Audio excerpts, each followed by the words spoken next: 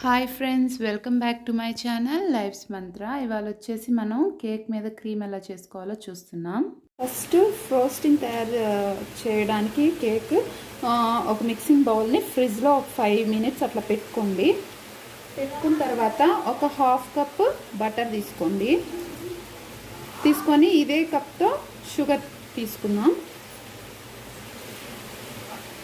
ఇదే కప్తో 1 cup sugar. Butter కొంచెం తక్కువే ఉంది కదా, షుగర్ కరెక్ట్గా ఫుల్గా 1 కప్ తీసుకోవాలన్నమాట. తీసుకొని ఇప్పుడు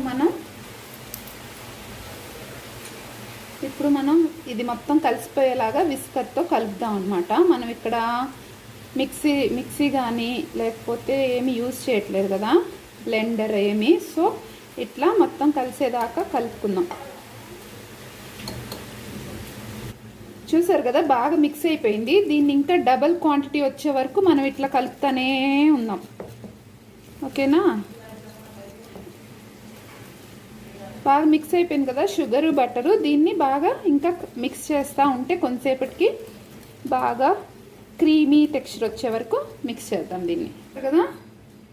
ఎంత అయిపోయిందో ఇట్లా డబల్ అయిన తర్వాత కొంచెం ఒక 2-3 drops మనం వెనిలా ఎక్స్ట్రాక్ట్ వేసుకుందాం. మరి వైట్గా రాదనమాట మనకి క్రీము, ఎందుకంటే విప్పింగ్ క్రీమ్తో చేయట్లేదు, మనం బటర్ వేసాం కాబట్టి కొంచెం కలర్ ఇట్లా వస్తుంది, వైట్గా ఉండదు. ఇప్పుడు దీంట్లో 1 స్పూన్ మనం మిల్క్ యాడ్ చేద్దాం. 1 స్పూన్ ఆఫ్ మిల్క్ యాడ్ చేసేసి బాగా మిక్స్ చేసుకుందాం.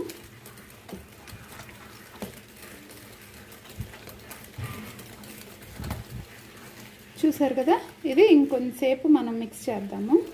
సో మన ఫ్రోస్టింగ్ రెడీ అయిపోయిందనమాట.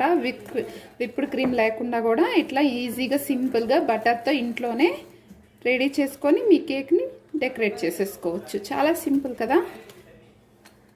ఇప్పుడు మనం రెడీ చేసిన క్రీమ్ని ఒక పైపింగ్ బ్యాగ్లో వేసుకోవాలన్నమాట. ఇట్లా గ్లాస్లో పెట్టుకొని ఇట్లా పైపింగ్ బ్యాగ్లో ఫిల్ చేసుకోండి. చూడండి, ఇట్లా వచ్చేస్తుంది. ఇంకా దీంతో మీరు ఈజీగా మీ కేక్ని డెకరేట్ చేసుకోవచ్చు. ఏ షేప్ కావాలంటే ఆ షేప్లో ఫ్లవర్స్ లేకపోతే ఇట్లా మీకు ఎట్లా వస్తే అట్లా డెకరేట్ చేసేసుకొని కేక్ని ఎంత చక్కగా మీరు సర్వ్ చేసేసుకోవచ్చు అనమాట. ఓకే ఫ్రెండ్స్, మరి ఇట్లానే మీ ఇంట్లో కేక్ను కూడా మీరు సూపర్గా డెకరేట్ చేసేసుకొని బర్త్డేని ఎంజాయ్ చేసేయండి. మరి ఈ వీడియో నచ్చితే లైక్ చేయండి, షేర్ చేయండి, నా ఛానల్కి సబ్స్క్రైబ్ చేసుకోండి. Thank you for watching. Bye.